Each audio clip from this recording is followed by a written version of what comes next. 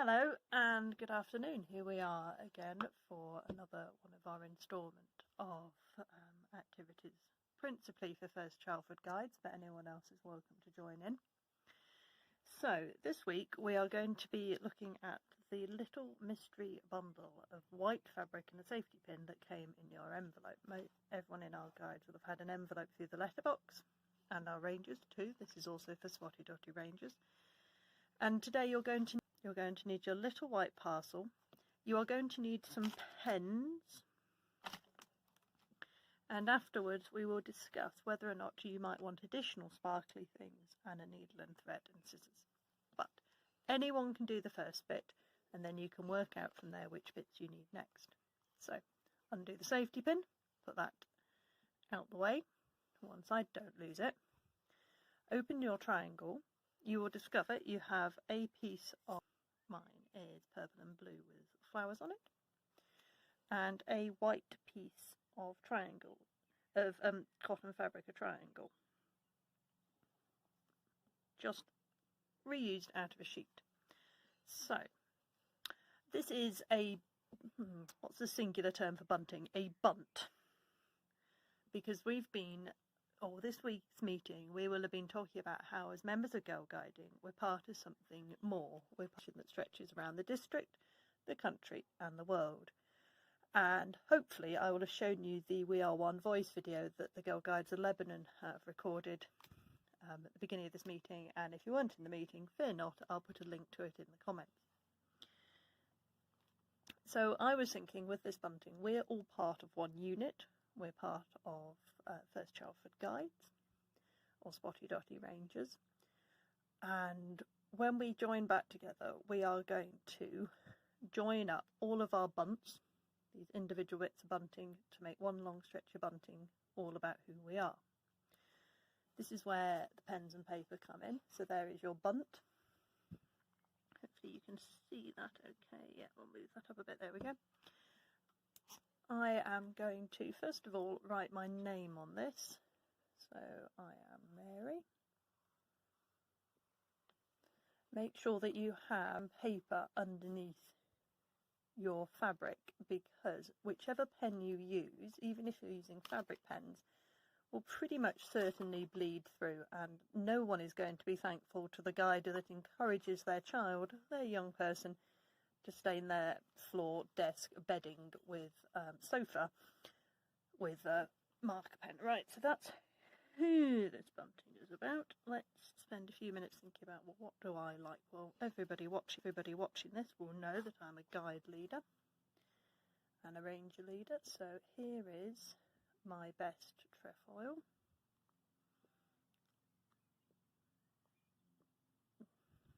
Oh, and a star at the top. I've drawn that on using a fine liner. You see that there? And my name's in Sharpie. Now, because this is about who I am, and I'm lots of things when I'm not being a guide leader, I'm going to spend a few minutes off video, because it's very boring watching somebody draw slowly, putting in on here some pictures of things to do with me. Here we go.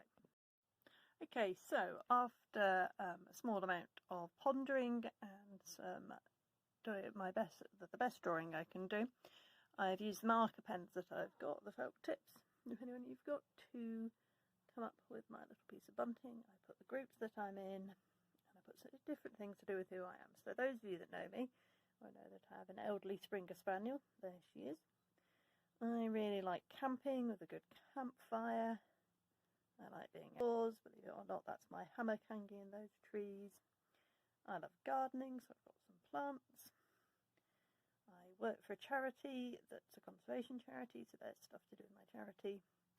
You'll have all seen me hammering about the district on a bicycle, particularly recently, and I really, really like drawing graphs. So there's a graph. Okay, so that's me in a bunting bit. You'll notice I've been colouring in on my sheet of paper, so I've not stained and stuff underneath. That's fairly important for people that want to stay on the right side of the people they live with. So, next up, now, either you can, I did miscalculate a little bit, and I put the name Chalford Guides in the wrong place, which I'll move in a moment. So either you get your safety pin that was included in your bundle of stuff and pin the ribbon onto the top and think, excellent, right, good, tick, that's me, done. Because when we all get together, we will join the bunting triangles together, tying all the little bits of ribbon. I put lots of different pieces of ribbon in the bundles. And we'll tie them all together and we'll look like one long piece, one long streak of bunting in all sorts of glorious colours, all about who we are at the moment. But, so, if that's where you want to finish, not a problem. However, if you have resources at home to do this, I'll show you next how to sew the ribbon along the top. For this, you'll need a needle and thread. Now, these aren't included in the bundle. And a pair of scissors. And you might actually find it useful to leave the safety pin on. Okay, here's how to attach the ribbon if you're going to be bold and sew your ribbon on by hand as opposed to just leave it pinned. Don't mind either way what you do. You get your needle and thread, threaded up and ready to go.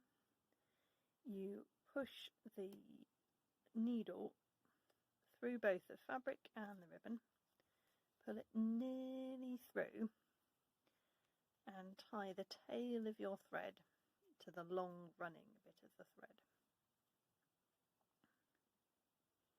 so that the thread doesn't come undone at one end. Okay, and then so that you end up covering both the back and the ribbon, you take the thread needle round to the back and you go round to the front again, and each time you do that it creates a little loop over the top of both your thread, both your ribbon and your bunting piece. Try your very best to keep the two level next to each other, and your threads, your stitches roughly the same size. Okay, and you continue all the way along.